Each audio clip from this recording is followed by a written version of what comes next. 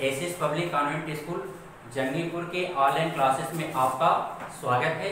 आज हम कक्षा 11 के रसायन विज्ञान का पहला चैप्टर है आपका रसायन विज्ञान की कुछ मूलभूत अवधारणाएं। इसमें हम आपको पीछे बता चुके हैं कि परिशुद्धता क्या होती है, यथार्थता क्या होती है।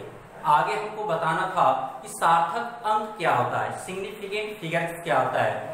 तो सिग्निफिकेंट फिगर्स का मतलब होता है, सार्थक वैल्यू का मतलब होता है यदि हम किसी चीज को मापते हैं या किसी भौतिक राशि का माप लेते हैं, जैसे लंबाई हो, आयतन हो, डेंसिटी हो, इसकी जो वैल्यू प्राप्त होती है, तो वैल्यू जो प्राप्त होती है इसकी परिशुद्धता को जो प्रदर्शित करने वाला वैल्यू होता है उसे हम क्या कहते हैं, सार्थक अंक कहते हैं।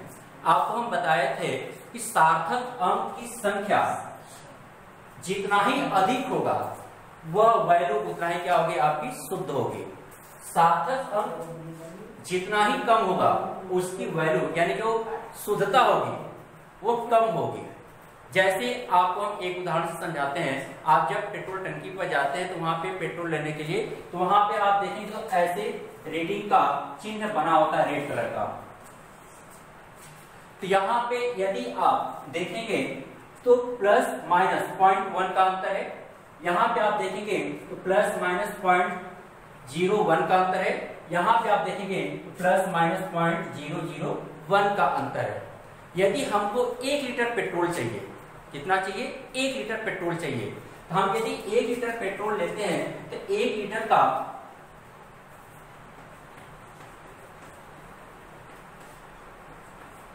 10वां भाग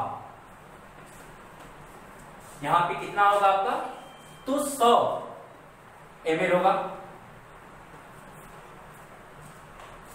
यहां पे आपका जो होगा 10 ml होगा। यहां पे जो होगा आपका 1 ml होगा। यानी 1 लीटर का यदि हम 10वां भाग यहां पे निकालते हैं तो 100 ml हो रहा है। यहां पे हम 100वां भाग निकाल रहे हैं तो यहां पे हमारा 10 ml हो रहा है। यहाँ पे आपका 1000वां भाग निकालेंगे तो 1 ml होगा। तो यहाँ पे देखिएगा कि आपको जब ऐसा रीडिंग लिखा रहेगा तो यहाँ पे आपको 100 ml अधिक भी मिल सकता है और 100 ml कम भी मिल सकता है। ऐसा रीडिंग होगा तो वहां पे आपको 10 ml अधिक मिल सकता है या 10 ml कम मिल सकता है।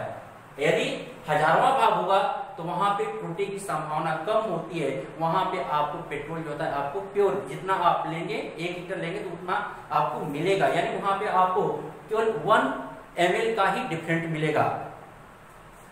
तो इसकी परिभाषा क्या होता है कि मापन से प्राप्त अंकों के परिणाम को शुद्धता पूर्वक प्रदर्शित करने वालों अंकों को सार्थक अंक कहते हैं। और इसका जो अंतिम अंक होता है वो आपका अनिश्चित होता है। अंतिम अंक क्या होता है, आपका अनिश्चित होता है। इसके बाद है आपका कि सार्थक अंकों को कैसे हम निर्धारित करते हैं। तो उसके कुछ रूल्स होते हैं कि सार्थक अंक को हम कैसे निर्धारित करेंगे। यहाँ पे सार्थक अंकों के क्या रूल्स हैं हम आपको बताएंगे अभी। आगे आपका सार्थक अंकों के निर्धारण के नियम, क्या नियम होते हैं।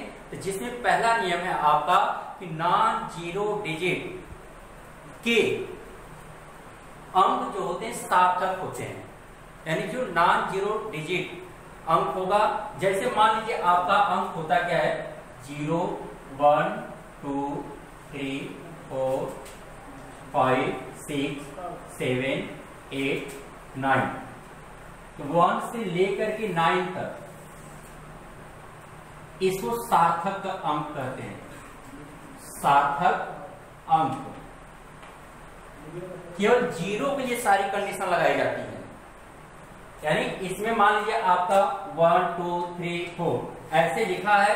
यदि इसमें आपसे पूछे कि सार्थक अंकों की संख्या कितनी है, तो यहाँ पे आप गिन के बताएंगे 1 2 3 4। यानी यहाँ पे सार्थक अंकों की जो संख्या है आपकी 4 है। तो 0 के लिए क्या कंडीशन होता है आपका, कह रहा है कि सभी नॉन जीरो डिजिट यानी जिसमें 0 न लगा हो, यदि वैसी वैल्यू है तो उसमें सभी अंक जो होते हैं आपके सार्थक होते हैं। यहाँ पे अभी जो हमने आपको उदाहरण दिया, आपको लिखा है 6 7 3 8, यहाँ पे आपका सार्थक अंकों की संख्या क्या होगा, यहाँ पे सार्थक अंकों की संख्या आपका 4 होगा। आगे है आपका कि यदि नॉन जीरो के पहले आने वाला जीरो सार्थक नहीं होता है, यदि नॉन जीरो अंक यदि लिखा गया है तो उससे पहले आने वाला जो जीरो होगा वो सार्थक नहीं होगा। एग्जाम्पल 0.006 यहां पे देखिएगा, इसको कहते हैं नॉन जीरो डिजिट नंबर। 6 क्या है आपका नॉन जीरो डिजिट यानी गैर शून्य अंक। यहां पे देखिए जो पहले आया है यानी इस गैर जीरो डिजिट के पहले जो भी शून्य होंगे इसको हम सार्थक अंक में नहीं गिनेंगे, सारे को हम सार्थक अंक नहीं गिनेंगे। यहां पे इस कंडीशन में सार्थक अंक की संख्या होगी आपकी 2 होगा। कितना होगा 2 होगा। यानी नॉन जीरो से पहले यदि जीरो है शून्य है तो सभी सार्थक अंक नहीं होंगे, जीरो जो होगा उसमें। आगे आपका जी नॉन जीरो के मध्य आने वाले जीरो सार्थक अंक होते हैं। यदि नॉन जीरो के मध्य में यदि कोई शून्य है, जैसे मान लीजिए 6 0 7 8, यहां पे देखिएगा नॉन जीरो डिजिट के बीच में आपका शून्य है तो हम इस शून्य को सार्थक अंक में गिनेंगे। तो यहाँ पे सार्थक अंक की संख्या आपकी कितनी हो जाएगी 1 2 3 4, यानी यहाँ पे सार्थक अंक की संख्या आपकी 4 हो जाएगी। आगे आपका दे रहा है कि नॉन जीरो के बाद आने वाले जीरो के 2 केस होते हैं, यानी नॉन जीरो डिजिट के बाद में जो जीरो आता है उसके लिए 2 कंडीशन होता है। पहला कंडीशन क्या होता है आपका कि नॉन जीरो डिजिट के बाद दशमलव हो तथा जीरो हो तो जीरो अंक सार्थक होंगे। यहां पे आपका जैसे 1 0 0.00, यहां पे देखिएगा ये नॉन जीरो डिजिट है, इसके बाद आपका जीरो है और बीच में क्या लगा आपका दशमलव है। जब दशमलव के बाद यदि आपका जीरो है तो ये सारे अंक आपके क्या होंगे सार्थक माने जाएंगे। तो यहाँ पे सार्थक अंकों की जो संख्या होगी आपका 1 2 3 4 5, यानी सार्थक अंक की जो संख्या होगी आपके 5 होगा। यदि मान लीजिए आगे दे रहा है आपका कि दशमलव न हो तो जीरो सार्थक अंक नहीं होगा। यदि दशमलव न लगा हो, जैसे मान लीजिए 100 लिखा है 100, तो इसमें देखिए इधर दशमलव नहीं है आपका, नॉन डिजिट के बाद आपका दशमलव नहीं लगा है, हम इस जीरो को सार्थक अंक में नहीं गिनेंगे। तो यहाँ पे सार्थक अंक की संख्या कितनी हो जाएगी आपकी केवल 1 हो जाएगी। यदि कोई वस्तु है तो वस्तु में जो सार्थक अंक होते हैं, जैसे मान लीजिए आपसे कहा जाए 12 सेब, तो 12 सेब में जो सार्थक अंक की संख्या होगी जैसे 12 सेब, तो 12 इस तरह से हम लिखेंगे, इसको हम दशमलव लगा के 0 0 हम बढ़ा सकते हैं, इसको अनंत तक बढ़ा सकते हैं। तो यहाँ पे आप देखिएगा कि जो वस्तु यदि है तो वहां पे सार्थक अंक की संख्या आपकी अनंत होती है, इनफाइनाइट होती है आपकी। यदि घात में मान लीजिए इस तरह से लिखा है आपका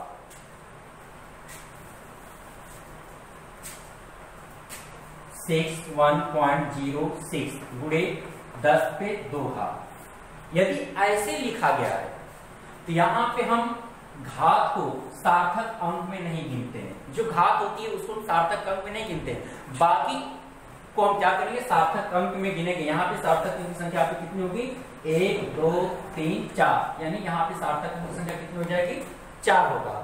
फिर से एक बात देखिएगा, सभी नॉन जीरो डिजिट सार्थक अंक नहीं होते हैं, जिसमें जीरो नहीं होगा यदि वैसी वैल्यू लिखी गई है तो सभी अंक क्या होते हैं सार्थक होते हैं।